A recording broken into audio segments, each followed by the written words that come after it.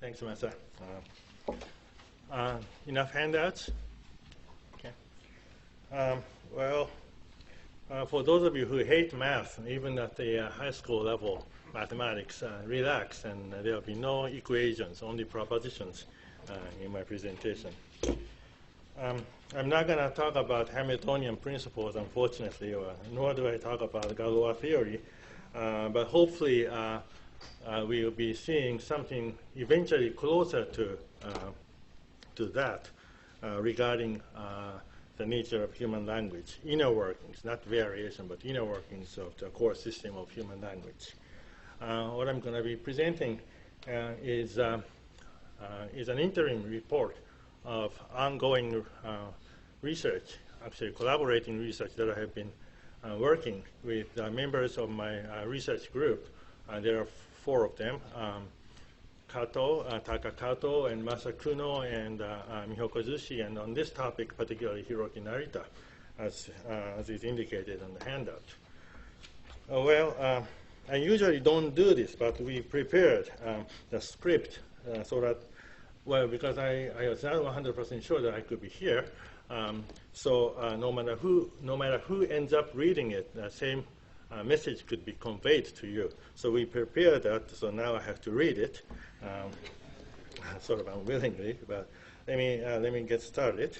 Well, as the title suggests, the goal of this talk is to investigate the nature of the computational procedure of the human language, in particular its fundamental operation merge, and the structural symmetry and asymmetry it generates. Under the most general formulation, merge is a generative procedure that combines typically 2 syntactic objects, SOs, and forms an unordered pair, that is, a set of them, without specifying any other information such as labels or projection that has been stipulated in classical expert theory, for example. The simple and widely assumed bare phrase structure model thus holds that the mechanism of structure generation consists of the following 2 components. One is narrow syntax that executes merge, and the other is a lexicon, which stores a finite set of lexical items, LIs, that constitute atoms for merge. Well, as pointed out by Chomsky, it can be either that alpha and beta are separate SOs, or that one is part of the other, and this yields a bifurcation of external merge and internal merge, as defined in 2. Okay, skip. I'm not going to read it. 3 represents an example of external merge, which combines 2 independent SOs, eat and the apple. In contrast, internal merge combines 1 SO and one of its terms, say for A, we will see what, and its term what, and it creates another occurrence of what at the age of 4A, yielding the so-called copy theory of movement. Well, importantly, these 2 modes of merge seem to be systematically tied with quite different syntactic and semantic consequences. For example, it has been observed by Chomsky and others that the bifurcation of external and internal merge closely correlates with the so-called duality of semantics. An old observation sort of going back to the 1960s, which states that there are, broadly speaking, 2 classes of semantic properties, the so-called deep structure, D structure, and surface structure, S structure interpretations. D structure interpretation typically involves theta-related properties, such as selection and predicate argument structure, and S structure interpretation involves various discourse-related properties, such as new-old information, topic focus, operator scope, specificity, and so on. Chomsky's important observation is that this duality of semantics finds a close correspondence to the bifurcation of external and internal merge. Thus, external merge typically feeds D structure interpretation, and internal merge S structure interpretation. 6, yes. In this talk, we would like to add several more generalizations regarding the nature of merge-based syntax. The second approximation is concerned with the endocentricity of D structure semantics. Recall that D structure interpretation typically involves selection and theta marking. Under the traditional assumption, these D structure relations are typically established in the so-called head complement relation. For example, a trans D verb takes an NP as its complement and assigns an object theta role to it. More generally, properties of destructure semantics are in most cases primarily configured by a designated lexical head and its complement. In contrast, it is not clear whether S-structure semantics is endocentric in any meaningful sense. What would be the head of a topic focus or theme ream structure, for example? What about the operator scope construction or specificity? There's no simple answer to these questions, but it seems reasonable to say that there's little evidence to stipulate headedness or endocentricity for these S-structure interpretations. That's 9. Okay, a related observation is that structures feeding destructure interpretation is often encoded in asymmetric branching. If you recall configurations feeding selectional or theta-related interpretation as shown in 10A to E, we can find that phrasal SOYP, they almost always involve, I skipped one line, they almost always involve asymmetric SOs consisting of a lexical item X0 and the phrasal SOYP, though with an important exception of the merger of an external argument, a case which we will discuss shortly below. Well, these are traditionally called head complement configurations. So 6 and 9 point to the close connection between destructure semantics, the structural asymmetry of head complement configurations, and the semantic endocentricity. Well, finally, we would like to point out that the opposite pattern is true for internal merge. As we said, S-structure semantics that internal merge feeds is non-endocentric. And further, internal merge typically moves a phrase to the edge of another phrase, yielding symmetric structures of the form set XPYP. For example, WH movement dislocates a WH phrase to the spec C position, and A movement or subject raising moves an NP to the spec T position. Yes, there. Thus, it is a curious fact about the internal merge that unlike external merge, it almost always generates symmetric XPYP structure. Okay, so external merge seems to always create X0YP structure, whereas internal merge seems to create XPYP symmetric structures. That's the kind of pattern we are seeing. So generalization 13, that's a kind of preliminary version, is stated there. Now, these 4 observations point to an interesting generalization concerning merge and its effect on the syntax-semantics interface. As shown in 13, we reviewed 4 conceptual dimensions: external versus internal merge, asymmetric versus symmetric branching, D-structure versus S-structure semantics, and endocentric versus non-endocentric interpretations. And it seems that these 4 dichotomies closely correlate with one another.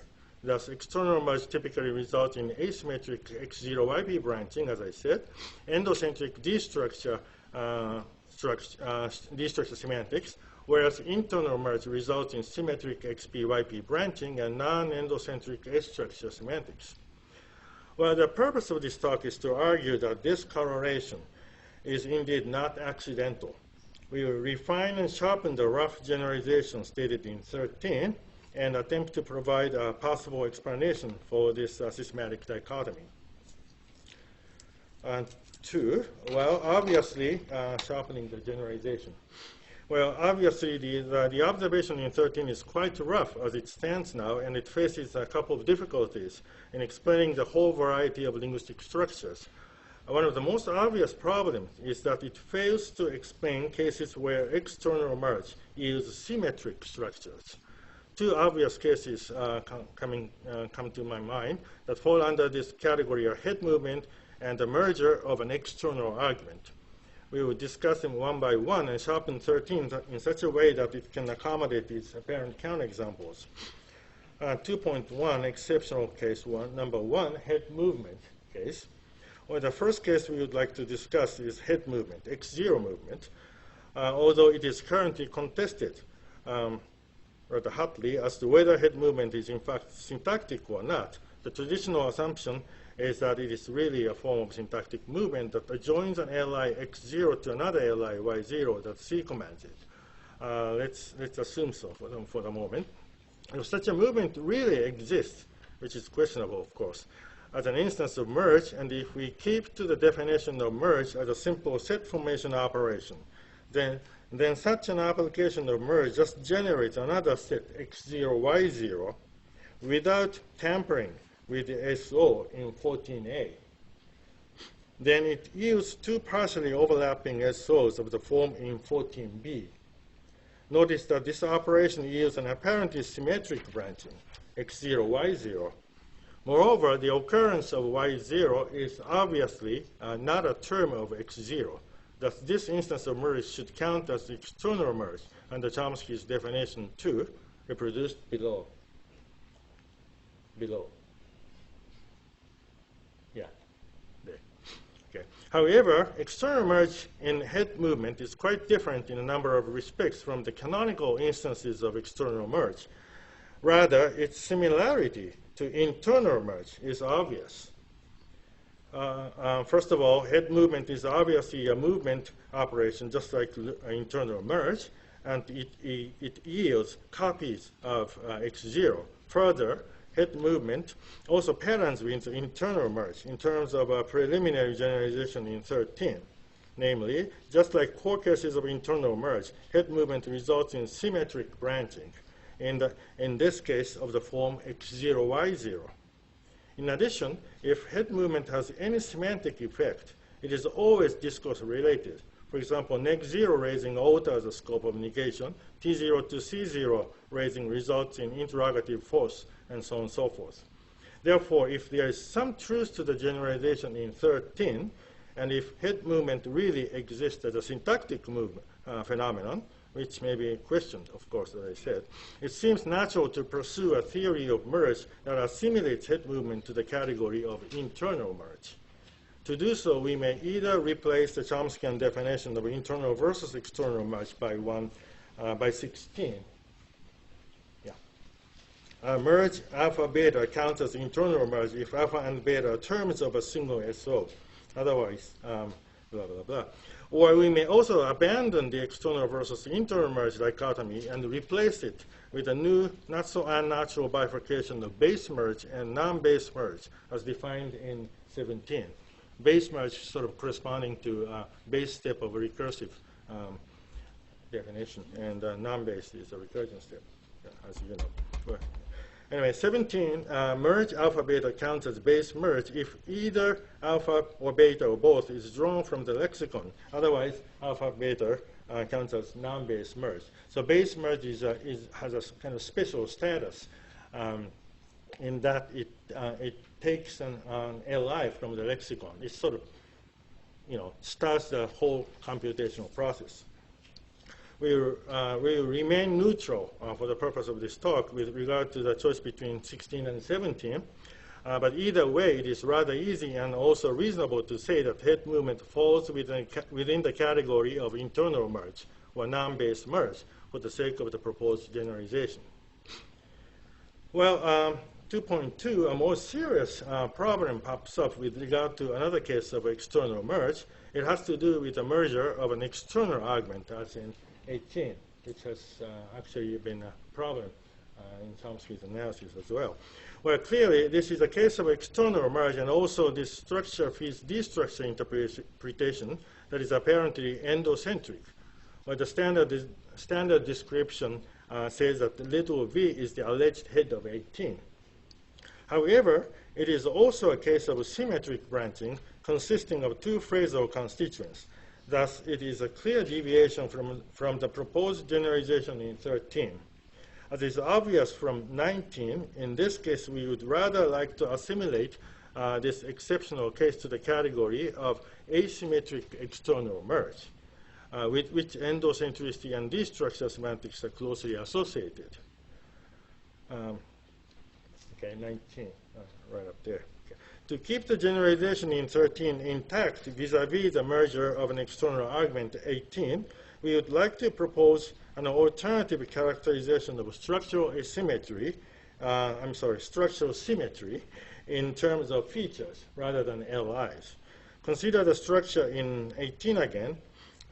Although this structure is symmetric in that it is a structure with two phrasal constituents, if we also take features of the relevant phrases into consideration, there is a certain sense in which the structure is actually asymmetric.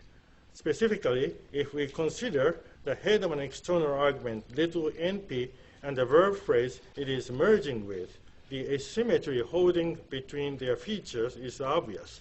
In particular, the little np is associated with 5 features, whereas no such feature is present in the little v. Well, there are, of course, theories in which the little v in the transitive verb construction is associated with a set of uninterpretable 5 features, but even in these theories, the 5 features are inherited to large capital V at the end of a derivation. I'm not going to go into the details in these alternatives.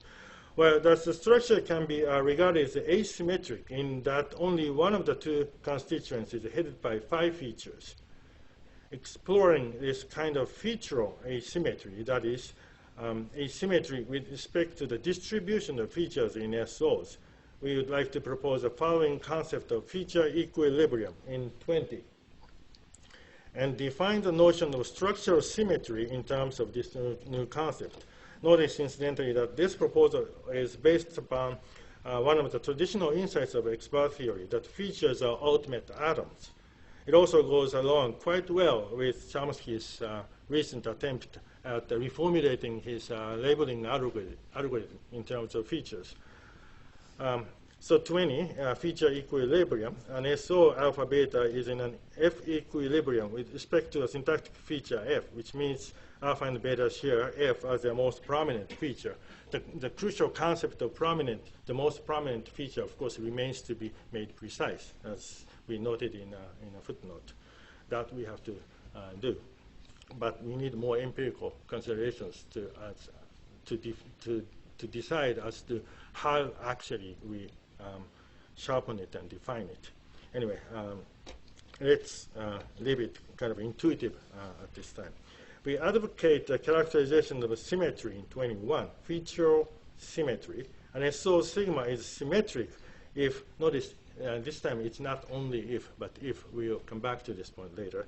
If sigma is an F equilibrium with respect to some feature F, otherwise sigma is asymmetric. The definition in 21 can accommodate all the cases discussed so far. First, 21 points to the conclusion that XP, YP counts as symmetric only if it is in an F equilibrium. According to this definition, familiar XP, YP structures created by internal merge are classified as symmetric in this very sense. For example, the spec T structure, as shown in 22, is symmetric in that it forms a phi equilibrium. The subject little np raised to the spec of T typically undergoes phi feature agreement. Thus, little n and T share the phi features as their most prominent features. The case of WH movement, too, can be seen as symmetric because WH head and C undergo Q feature agreement by assumption. In contrast, 18 is seen as an asymmetric branching in that it does not form a feature equilibrium, given that no feature is shared by little n and little v.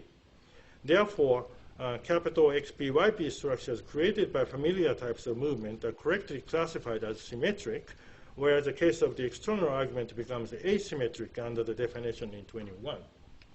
Moreover, X0YP structures, as in 10, reproduced here, are still correctly classified as asymmetric, since no feature of X0 can form a feature equilibrium with the head of YP in such configurations. Well, this way, we propose a revised version of the generalization in 24, okay, where the notion of symmetry, asymmetry is redefined now in terms of feature equilibrium. 24. Okay, 2.3. Now, while unconstrained merge can freely, we are putting random remarks on the nature of merge here and there, okay, without noting that we are claiming that.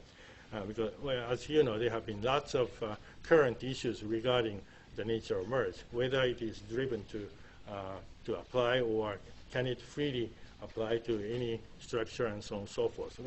We are making some remarks scattered throughout the handout. Okay, so unconstrained merge can freely combine SOs, generating both asymmetric and symmetric structures. But it seems that internal merge, non-base merge, typically results in symmetric structures. Subject raising results in a theta equilibrium, while WH movement results in a Q equilibrium. This pattern seems to be quite systematic, and we would like to know why this is almost always the case. To capture this state of affairs, we propose that the syntactic derivation is driven for the need of featural symmetry. The idea can be stated as 27. Each syntactic feature f must form an f equilibrium in the course of the derivation. Okay, that's the main thesis that we are sort of advancing for this talk. Lexical items are associated with their own feature contents, and external merge or base merge freely introduces LIs and their features in syntactic derivation. But 27, this principle, essentially states that once a syntactic feature, f, is introduced into the derivation, the subsequent derivation should guarantee that f be moved to a position where it can form an f equilibrium. Okay, so basically, asymmetric structure drives syntactic computation. That's the idea. This is achieved by internal merge or non-base merge. The subject raising is driven by the need for phi equilibrium, and WH movement is driven by the need for Q equilibrium. Further, we propose that head movement is also driven for symmetry. Recall that the prototypical case of head movement is root incorporation, such as capital V to little v and capital N to little n, which is supposed to be driven by the need for categorizing the root.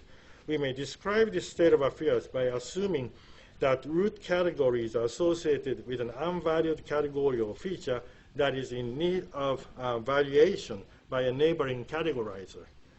Then root incorporation can also be seen as driven by the need for categorical feature symmetry. This is shown in 28. Okay. Further, if we follow Chomsky 2007 and 8 in assuming that T's tensor feature is dependent upon C, then we may also say that T has an unvalued tensor feature that should be valued by an interpretable counterpart in C. And under this analysis, T to C incorporation can also be seen as driven for tensor feature, T feature symmetry. This way, 27 provides an important rationale for head movement. This movement, head movement operation, fulfills an important function of fixing the asymmetry of x0, yp and forming a feature equilibrium. More generally, 27, our main thesis, is articulating the view that asymmetric structures are unstable and must get stabilized by internal merge, non-base merge. Then linguistic computation is irreversibly directed towards symmetrization. And this idea provides a natural ordering of operations in 30. 30, external merge, base merge, arrow means entails, internal merge, non-base merge. For any syntactic feature f, an application of external merge, base merge, that creates an asymmetric structure entails a later application of internal merge, non-base merge, that yields an f equilibrium. This completes the rationalization of the proposed generalization in 31. Okay. Now let us move to section 3 and discuss some consequences of the theory we just proposed. Consequences of the theory of symmetry-driven syntax. Number 1, eliminating the notion of abstract case. Let us first point out that the idea of symmetry-driven syntax nullifies the need for the worrisome concept of abstract case.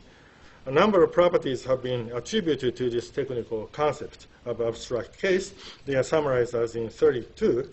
Abstract case under the traditional conception is distinguished from morphological case, is uninterpretable features par excellence, according to Chomsky, 95, is a device to capture the distribution of argument little np's, is a marker for argument foot as captured by the traditional visibility condition on chains, and is a trigger for A movement, that is last resort.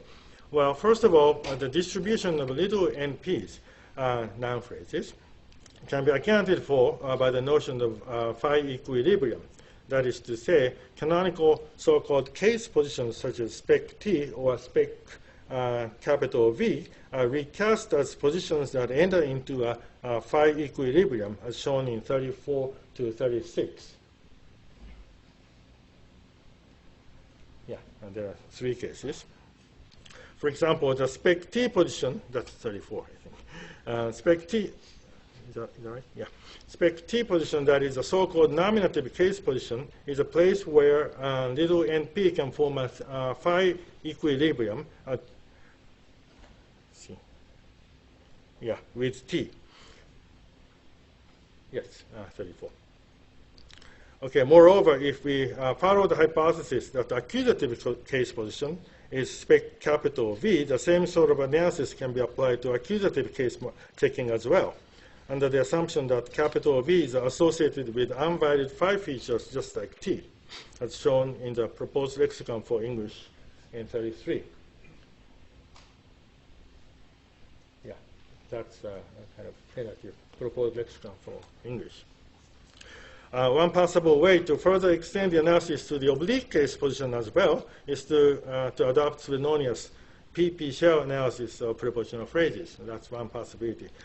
But anyway, whatever the details of the approach may turn out to be, then it seems reasonable to say that the account of the little NP distribution, the distribution of noun phrases, is no longer crucially dependent upon the notion of abstract case. Moreover, the effect of the traditional visibility condition as proposed in Chomsky 1986, based on Joseph Aoun's idea, largely follows as a straightforward consequence of a symmetry-driven syntax. Chomsky's version of the visibility condition is formulated as 37. An element is visible for theta marking only if it is assigned case.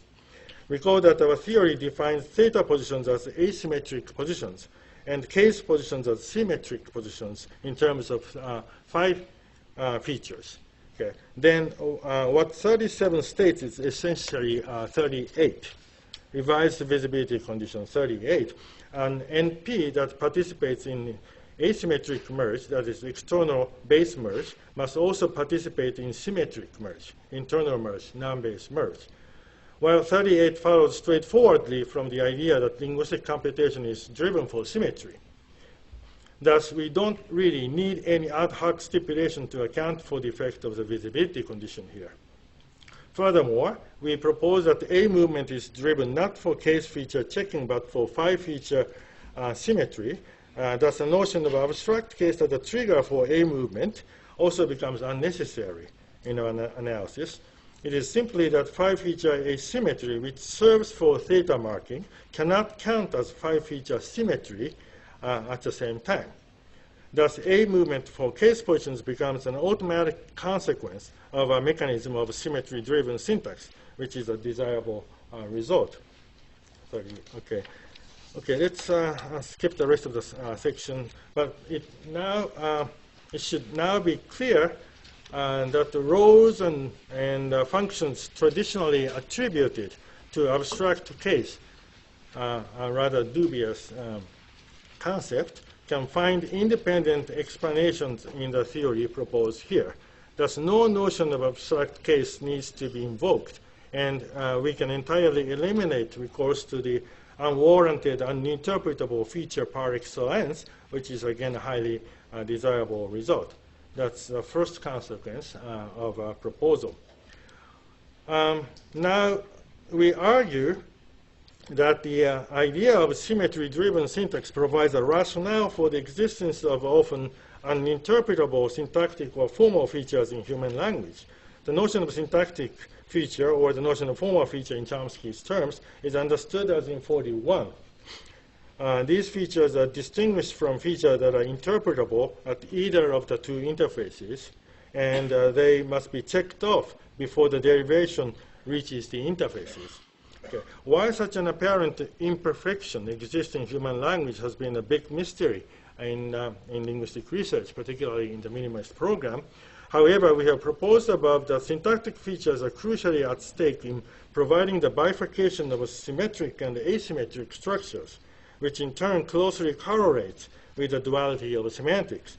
Then we may posit the possible rationale for the presence of syntactic features, as in 42. Why are they present in human language? 42, just kind of speculation. We speculate that human language is designed to employ syntactic or formal features as a device to encode the duality of semantics in terms of featural asymmetry. Well, while we do need more evidence, of course, to establish 42, it provides what appears to be an interesting insight into the roles and functioning of syntactic features. Note that 42 does not specify, this is an important point, 42 does not specify which feature is to be employed for the duality of semantics. Okay, we will propose that features other than 5 features may also be utilized for encoding predicate argument structure. We will see in the next section that the Japanese exhibits exactly this kind of a situation, in fact. How much time do I have? 10 more? 15?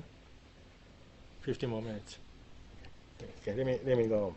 Well, syntax without 5 features, that's a kind of a good old topic for me.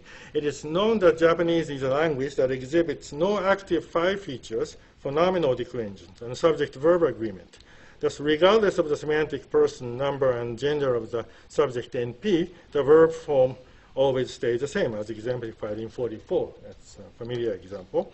Well, based on this traditional observation, I put forth long time ago the hypothesis that Japanese is a language that lacks 5 features in its lexicon. That's 43. Okay. Well, an immediate consequence of this hypothesis is that a predicate argument structure for the external argument cannot be encoded by 5-feature asymmetry in Japanese type languages, simply because there's no 5-feature available in its lexicon. Well, recall that the relevant destructure semantics was characterized by the 5-feature asymmetry in 45A in English. This option is unavailable in 5-featureless language like Japanese. Interestingly, however, Japanese seems to have a peculiar system that sort of makes up for the lack of 5 features in the language. It is a less-known observation that Japanese has a rather complex system of verbal conjugations. We refer to the set of grammatical conjugational features here as kai features, kai for conjugation. Well, there are 2 kinds of kai features in Japanese. One is a group feature that differentiates 5 classes of verbal conjugation, and the second is a so-called stem form feature whose value depends upon the features of CT, such as force and modal, 46. Okay. And 47 and 48 show the group 1 and group 3 paradigms of verbal conjugation. Clearly, the verbal form changes according to the CT suffix attached to it. 47 and 48. Okay. Well, building on this observation, we propose that it is chi features that fulfill the function of encoding the asymmetric destructure semantics for structures like 45B in Japanese. So there is a contrast between 45A English and 45B Japanese with respect to the kind of features that sort of encode the asymmetry. 45B counts as asymmetric, well, thanks to the presence of a chi feature zone V, which is different from the English type structure in 45A, whose featural asymmetry is characterized by the presence of 5 features on N. So it's a contrast between chi features on little b as opposed to 5 features on little n. We propose the lexicon in 48 for Japanese. Is that 48? Oh. Anything else? Okay. which is minimally different. The Japanese lexicon is minimally, as I said, minimally different from English in that it lacks 5 features, but its little b and capital C have chi features. This sole difference derives a number of interesting properties of Japanese syntax, as we will see shortly. It's now 49, right? Okay. That's the same. Oh, there you go. So let's skip to consequence 2. Okay. Right there.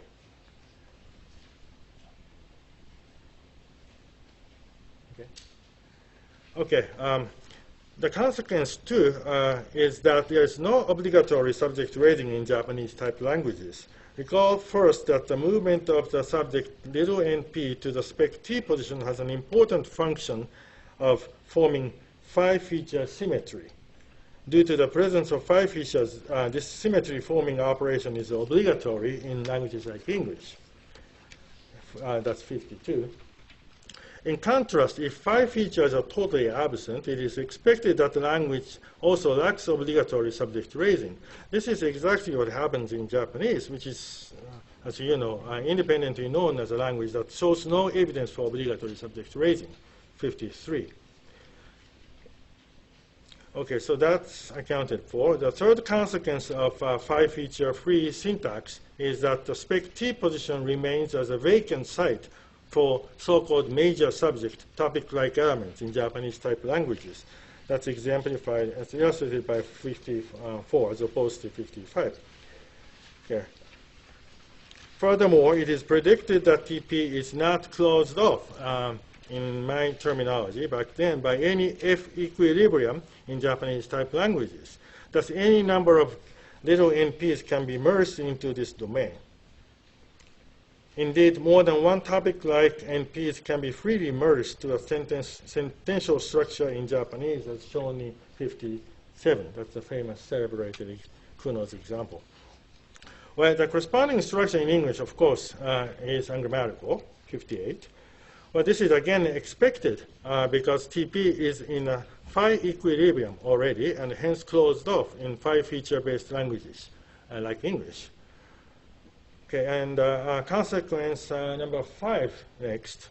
Well, finally, note that little NPs do not form any F equilibrium with their merge mates in Japanese type languages. Thus, without having any sort of a magnetic power around, little NPs can freely undergo scrambling, optional dislocation. Japanese, okay, so Japanese has been a textbook example of scrambling languages where little NPs can freely move around as exemplified in 60. But this peculiarity now follows as a consequence of its lack of 5 features. While contrasting with Japanese, English, among many other languages, does not exhibit optional scrambling. Thus, multiple fronting of little NPs is impossible, as in 61. The impossibility of little NP scrambling in English follows from the fact that such little NPs have 5 features and they are frozen in positions, forming a 5-feature equilibrium, as in 63. In contrast, there is no phi equilibrium in Japanese type languages. Thus, little NPs can freely move around without getting frozen. And that's stated in 62. Notice that if the analysis presented here is on the right track, we need to hypothesize that XP, YP structures with no prominent features, such as 54 and 62 back there, also count as symmetric for the purpose of assigning topic-like S structure interpretation. This is, in fact, kind of partially implied in the definition of featural symmetry in 21, as I briefly mentioned, where we use the connective if, not only if. So if there's no such a feature around, then the equilibrium is obtained. This is, well, anyway, I come back to that later. Well, this is all like sort of like putting old wine into a new bottle, which makes a lot of sense, though, here. Okay, well, it is particularly important to note here that the macro parametric variation discussed, quote-unquote macro parametric variation discussed here simply results from the underspecified nature of UG. Recall our hypothesis that the existence of formal syntactic features is grounded in the need for asymmetry coding, see section 3.2, but UG does not specify which feature is to be employed or utilized for that. Okay, thus UG allows the possibility that English utilizes phi features on little n, while Japanese utilizes chi features on little v for the same purpose of encoding asymmetric D-structure semantics for the external argument. Well, therefore, no brute force stipulation on the constituents of UG is necessary here to account for the macro, so-called macro parametric variation, simplifying linguistic theory to a considerable extent. Well, summing up, it's about time to sum up. Well, summing up, in this talk, we tried to establish the generalization in 64 and discuss its implications. We argued that this pattern follows as a consequence of symmetry-driven syntax. First of all, free merge yields the natural bifurcation of external versus internal merge, or base versus non-base merge. The first type of merge is the operation that draws new elements from the lexicon and introduces them into the derivation. Thus, it has a function of generating structural asymmetry. Given that the relevant notion of symmetry is defined in terms of syntactic features of lexical items, well, once a syntactic feature is embedded into an asymmetric structure, it must be displaced to a position where it can form a feature equilibrium. Okay. And this is a requirement 27, reproduced here as 65. Each syntactic feature f must form an f equilibrium in the course of the derivation. Well, therefore, the first type merge generates asymmetric structures, whereas the second type merge applies to maximize structural symmetry. The ordering that the first type merge precedes the second type merge is thus derived from the idea that linguistic computation is driven for symmetry. Further, it is known that natural languages exhibit asymmetric D-structure semantics and non-asymmetric S-structure semantics, and it is naturally expected that this duality of semantics is designed to correlate with the structural symmetry and asymmetry, yielding the pattern in 64. In short, we argue that the pattern in 64 can be systematically accounted for by the overarching hypothesis that linguistic computation is driven for symmetry, where the notion of symmetry is defined in terms of features. We argue that the theory put forth in this talk derives not only the generalization in 64, but also the effect of abstract case and a number of differences between phi-feature-based languages like English and phi-feature-free languages like Japanese. Although a number of important implications of the proposal remain to be discussed, we hope that the analysis presented in this talk sheds some light on the nature of structure generation and the syntax-semantic interface of human language. Okay, just it may have looked a little bit complicated, but the idea that we are sort of proposing here is very simple. A human language is designed in such a way that for some reason asymmetry is inserted into it. Okay. Now that there is a general principle that linguistic computation is driven for symmetry, once asymmetry is inserted in for some reason, well, now it sort of triggers linguistic computation, so that computation will end up symmetrizing it maximally. Once the symmetry is reached, then the computation stops. Okay, that's basically, and notice that this symmetry-asymmetry concept ought to be characterized in terms of features rather than LIs. That's basically our main claim in this talk. And as I said, for some reason, asymmetry is inserted into linguistic expressions so that computation is driven for symmetry. Well, now, of course, the most important question to be addressed is for which reason is such an asymmetry required to be inserted into linguistic expressions? Okay. And what is a reason for the symmetry driven? Why is it that syntactic computation is driven for symmetry rather than otherwise? Okay. These are the very important questions to be addressed in a future talk. Okay, but for now, we have to stop here. Okay. Thank you very much.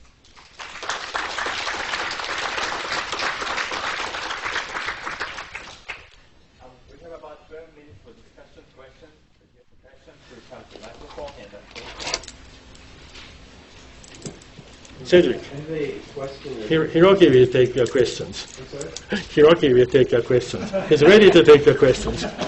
Anyway, both of us. I have a comment and a question. The comment first is very short. I think that the hypothesis 65 on the handout, just for both the comment and the question, this slide. So 65 that you proposed is actually a rediscovery because it was proposed 15 years ago by two people. One is Henk van Riemsdijk, the globe guy, and Eric Heberle at Geneva. And what's interesting is that both van Riemsdijk and Heberle at the end of the 1990s proposed that if you adopt something like 65, you can rationalize head movement and case, which are exactly the two things that you use to motivate 65. So you should look at those two. Sure. Yeah, thanks. That's the comment. The question is, I think that 64 runs into at least two problems. So Hiroki can solve them. But the first problem has to do with the internal merge and non-base merge. There is a phenomenon that's been well studied, in particular by Peggy Spies and Tenney as well, Carol Tenney. They've looked at evidentials and logophoric pronouns and how they are organized across languages. Now, if there is anything that's a bar-like or discourse-related, that's logophoricity or evidential. But crucially, what they have shown is that those phenomena are best explained if they pattern in terms of A-bar argument structure. Even though they rely on internal merge, even though they are in the discourse periphery, the CP area, structurally speaking, they are basically an A-bar type of argument structure. That seems to be problematic for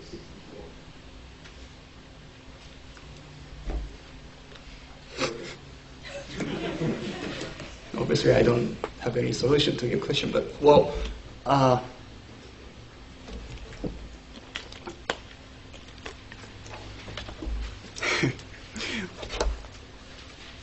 I will think about it. We will think about your the data you're alluding to. Well, maybe what is interesting to say about the semantic effect you're alluding to. Well,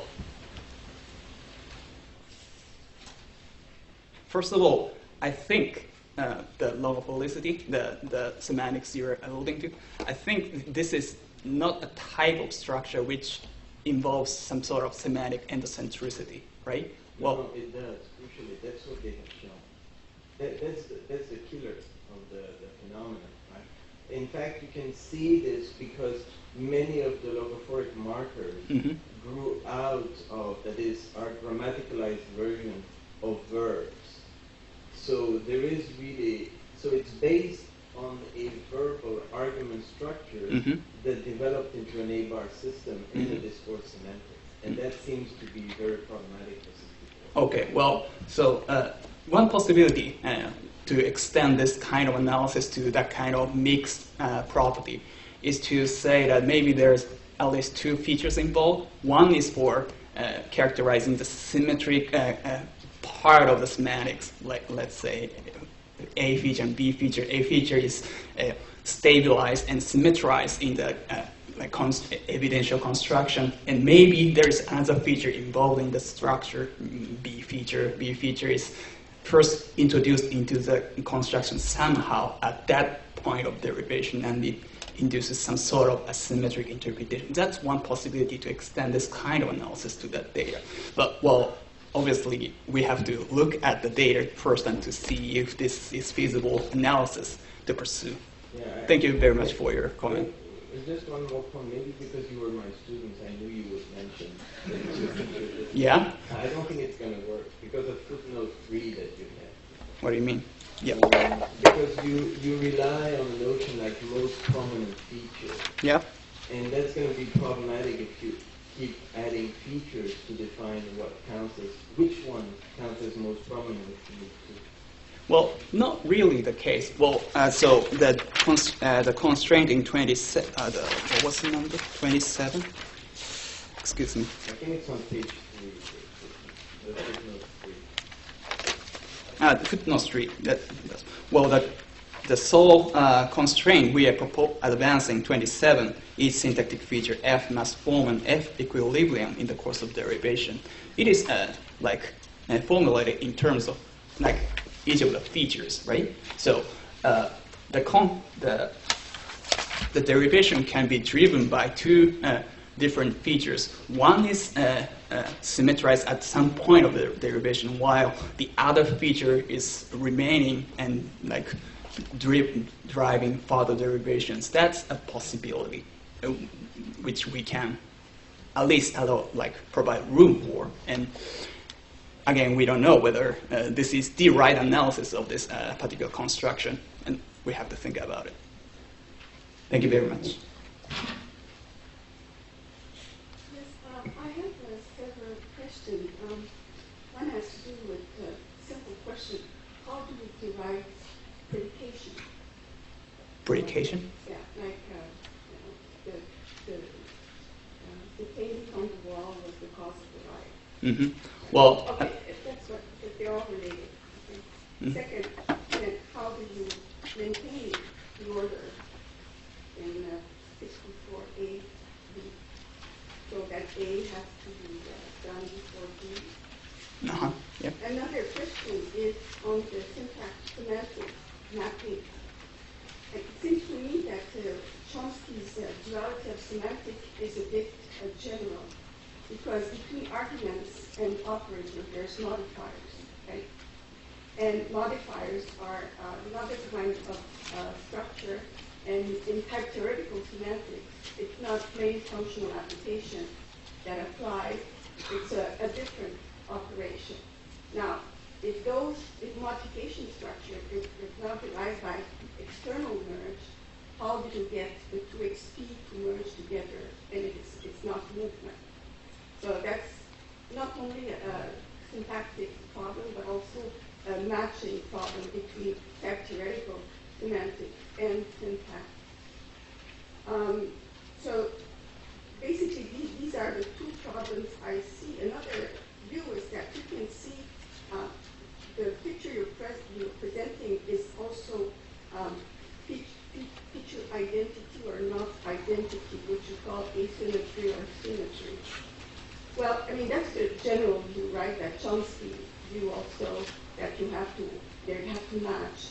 But you can approach this question of feature by considering the complete set of feature and saying that syntax is driven by non-symmetry at the level of feature combination. Right? So that's another possibility. But I still have two questions. You could tell me something about the predication relation and the mapping with the most. Well, although the predicate, subject-predicate construction or the predication, like generalized subject-predicate, structure, right? Secondary predicates. Secondary predicates, so like modifiers. Yes, right. Okay, yeah. So maybe the generalization we are proposing in 64, whatever the version of the generalization is. Well, the point we are making is to say that there is two varieties of merge. One is to introduce asymmetry into the derivation or the representation, and the other is to fix that asymmetry, symmetrizing the structure. That's the two varieties of merge. And maybe the modifier case involves a sort of symmetric merge, in terms of the features involved. For example, maybe concord, the feature concord between the adjective and the head noun and things like that. That might be an instant indication of the symmetric merge involved in that kind of structure. And if that's the case, well, the generalized predication semantics, which may be categorized into the realm of symmetric, non-endocentric semantics. That might be a possibility, and we have to think about the data more in deeper details, but that's a possibility. And similarly, if that's a possibility, we might be able to say that the semantic effect of having modifier, the predicate, secondary predicate construction, which might be, we may be able to say that this kind of construction has a semantic analog of a kind of major subject construction in Japanese, which involves sort of like paratactic construction involving topic, simile, figure ground kind of semantics. Well, we don't know, but yeah. These things are ordered. Should first apply external merge? Yeah, external merge can, of course, be used. The question was simply, how do you derive predicates, like with copula construction? So if symmetry, have two extremes there, it's only derived by internal merge. How, do you postulate it? We are not saying that symmetry is always created by internal merge, right? That's a question. That's a point. And well, if there is no relevant feature that determines the asymmetry of the semantics at the point of the application of external merge, that's fine. Well, external merge can also introduce a non-asymmetric structure. And well, that's simply, we can simply say that at the point of application of merge, there is no syntactic feature that characterizes the structure as asymmetric, and that's fine. And so external merge can also be used for symmetric structures in the first place. That's the, yeah. I have a quite general question about the last part, which is a very rich number of suggestions. It raises a number of interesting problems. But the problem now is the following. It seems, if dynamic anti-symmetry is remotely correct, is that when you have externalization, when you put the spell out, when you go to the interface, there you have to have anti-symmetry. How can it be that you have syntax being driven so much by symmetry, and then when it comes out, it has to be driven by anti-symmetry? Sounds to me problematic. Yeah, I understand. So first of all, we have to ask whether the moral type XP structure is indeed symmetric in terms of features, right? So for example, NP, like set of NP and another NP predicate and subject. In this case, it is known that there is no agreement involved in these two NPs, right? And if that's the case, maybe due to the lack of matching, the structure anyway counts as asymmetry, even though it is XP structure. And maybe that's why we have to anyway dislocate one of the XPs to the TP spec position to get the structure stabilized. That's a possibility. And if there is a case in which the copular structure and the moral type XP structure is indeed symmetric, well, obviously our proposal would predict that this is just symmetric and no problems, it can stay in seed. And if this is a prediction counter to the empirical fact, that's something we have to reconsider. And that's something we have to reconsider. That's the point. We have to revise our theory, maybe. But, well, a lot of possibilities. Okay, we already used all the time up, so you can ask questions during discussion time. Yes. Well, thank you very much.